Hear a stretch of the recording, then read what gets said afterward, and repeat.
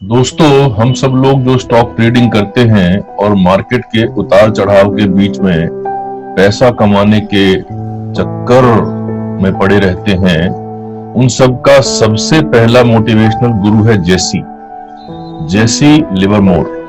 चलिए आज आपको जेसी के जीवन के कुछ अनछुए पहलुओं से अवगत कराता हूं। जेसी का जन्म 1877 में मैसेच्यूसेट्स अमेरिका में हुआ था और उनके पिता ने 14 साल की उम्र में ही उनका स्कूल छुड़वा दिया था, क्योंकि वो चाहते थे कि जेसी उनके साथ खेतीबाड़ी करे। लेकिन तब तक वो स्कूल में अपनी मेंटल अर्थमेटिक का सिक्का जमा चुके थे और कहा जाता है कि उन्होंने 3 साल का कोर्स 1 साल में ही पूरा कर लिया था।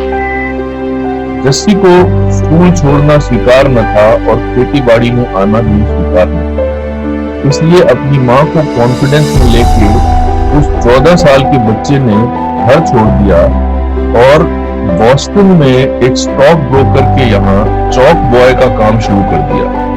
ये चॉक बॉय ब्लैक बोर्ड पर अलग अलग स्टॉक्स के चढ़ते गिरते प्राइस को लिखा करता था और यही करते हुए उसने अपना खुद का एक जर्नल, एक डायरी या एक नोटबुक बनानी शुरू करी और इस तरह से प्राइस पैटर्न को समझने की शुरुआत। दोस्तों, यहां से chart reading, price pattern, tape reading की कहानी शुरू होती है। अब जेसी के पास ट्रेडिंग के लिए पैसे तो थे नहीं, इसलिए उसका रुझान हुआ डब्बा ट्रेडिंग की तरफ, जहां पर वो कम पैसे में दांव लगा सकता था। और 1 साल के अंदर अंदर जेसी इतने पैसे कमाने लगा था कि नौकरी छोड़कर वो फुल टाइम ट्रेडर बन गया। ऐसी ही पकड़ जेसी की प्राइस पैटर्न और टेप रीडिंग पर। धीरे धीरे डब्बा चलाने वालों को जेसी से इतना नुकसान होना शुरू हो गया कि उन्होंने जेसी के ट्रेड लेने से मना कर दिया और ये हालात हो गए कि बॉस्टन शहर में जेसी एक तरह से डब्बा ट्रेडर्स द्वारा बैन कर दिया गया। इस वक्त जेसी की उम्र थी 21 साल और उसके पास $10,000 थे। उसने मन बनाया कि अब वो न्यूयॉर्क स्टॉक एक्सचेंज में जाकर लीगल ट्रेडिंग करेगा। न्यूयॉर्क आके जेसी को ये लगा कि उसका फॉर्मूला डब्बा ट्रेडिंग में जितना कामयाब था उतना एक्चुअल स्टॉक मार्केट में नहीं है। इसलिए उसने फिर शहर बदलकर सेंट लुई में जाकर डब्बा करना शुरू किया और खूब माल बनाया। पर जल्दी ही यहाँ वही हुआ जो कि बॉस्टन में हुआ था। सेंट लुई के डब्बा ट्रेडर्स ने भी जेसी से आजिज आकर उसे शहर में बैन कर दिया। पर अब तक जेसी काफी माल बना चुका था, इसलिए उसने दोबारा से न्यूयॉर्क का रास्ता पकड़ा और यहाँ पर घटनाक्रम हुआ 1907 में।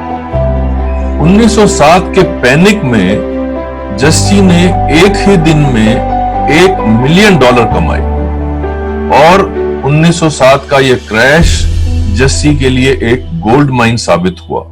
साल खत्म होते होते जेसी न्यूयॉर्क स्टॉक एक्सचेंज का सबसे मशहूर स्टॉक ट्रेडर बन चुका था। तब जेपी मॉर्गन के साथ हाथ मिलाकर जेसी ने धीरे धीरे स्टॉक बाइंग शुरू करी और इन दोनों की जुगलबंदी से बाजार संभला और धीरे धीरे ऊपर की ओर चल निकला। इस वक्त तक जेसी एक हीरो बन चुका था और उसकी जिंदगी ऐशो आराम की ओर बढ़ चली थी। बंगले, जहाज, क्लब लाइफ, एक यंग और रिच बैचलर की तरह उसने जिंदगी को मौज में लेना शुरू कर दिया था। और इस वक्त उसने अपने जिंदगी की सबसे बड़ी गलती की। वो गलती थी खुद की रिसर्च न करके दूसरे की सलाह पर काम करना। और ऐसा करते हुए उसने कॉटन या कपास पर दाव लगाया। मजे की बात यह थी दोस्तों कि उसे खरीद की सलाह देने वाले माल बेच रहे थे और इस सिलसिले में जेसी अपनी 90% संपदा से हाथ धो बैठा। 1915 आते आते हालात इतने बिगड़ गए कि जेसी को अपने आप को दिवालिया घोषित करना पड़ा। लेकिन जेसी अभी सिर्फ 38 साल का ही तो था। उसने अपने आप को संभाला, अपने trading journal, tape reading, chart pattern में फिर से घुसा और साल 1917 आते आते वो फिर से बुलंदियों के शिखर पे था। न्यूयॉर्क शहर के अखबार उसके जिक्र से भरे रहते थे और वो एक कमबैक ट्रेडर के नाम से मशहूर हो चुका है। 1922 में जेसी ने एडविन लेफेवर के साथ एक इंटरव्यू सीरीज की और इन इंटरव्यूज पर आधारित एक किताब छपी। यह किताब आज भी स्टॉक मार्केट प्लेयर्स के लिए सबसे पॉपुलर और एनलाइटनिंग किताब है। 1929 में लिवरमोर ने पहचाना कि बाजार फिर से वही पैटर्न बना रहा है जो कि 1907 में बने थे और उसने शॉर्ट सेलिंग शुरू कर दी। ऐसा कहा जाता है कि इस वक्त जेसी ने अपने ऑफिस में ही रहना शुरू कर दिया था ताकि वो अपनी शॉर्ट पोजीशंस को मजबूत कर सके। और जब 1929 का क्रैश आया तब लिवरमोर के लिए उसके जीवन का यह गोल्डन पीरियड था। कहा जाता है कि इस क्रैश में जेसी ने $100 मिलियन कमाए जो आज के $1.5 बिलियन या 10,000 करोड़ रुपए के बराबर है। और शायद यही जेसी की पराकाष्ठा थी, यही वो शिखर था जहां से जेसी फिसलता चला गया। शायद ये उन लाखों लोगों की बद्दुआ थी जिन्होंने 1929 में स्टॉक मार्केट में पैसा गंवाया था। आपको याद दिला दूं दोस्तों कि वो दिन था अक्टूबर 29 सन 1929, जिसे आज भी ब्लैक ट्यूसडे के नाम से जाना जाता है और जिस दिन लाखों लोगों ने पैसे गंवाए थे। 1929 के बाद लिवरमोर के ऐसे कौन से ट्रेड्स थे जिसे उसे नुकसान हुआ, इस बात की जानकारी कम है, पर अब तक उसकी पर्सनल लाइफ टर्बुलेंट हो चुकी थी। उसमें काफी खलबली, काफी दर्द आ चुका था। वह 3 शादियां कर चुका था और यह माना जाता है कि उसके व्यक्तिगत जीवन के दुख और कलह उसके तीसरे दिवालिये का कारण बन चुकी थी। हालांकि लिवरमोर ने फिर से कमबैक की कोशिश करी, पर अब तक शायद उसकी उम्र हो चली थी और वो शेयर मार्केट में स्ट्रगल ही कर रहा था, उभर नहीं पाया। नवंबर 1940 में लिवरमोर को मैनहट्टन के एक होटल में मृत पाया गया। उसने आत्महत्या कर ली थी। If you like this video, don't forget to hit thumbs up, subscribe to Raghumantra classes and press the bell icon to receive updates about future videos.